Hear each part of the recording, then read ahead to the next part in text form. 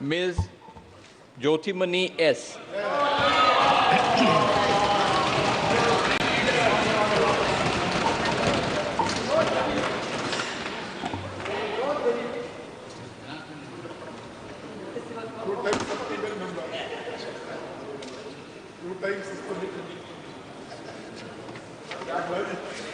Hopefully this time more.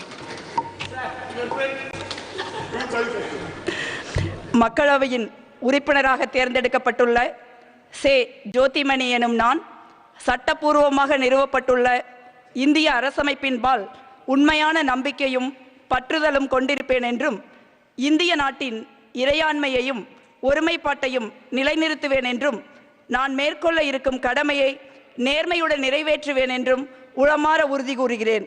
வெல்க தமிழ், வாழ்க தமிழ்நாடு, வளர்க இந்தியா, ஓங்குக ஒற்றுமை.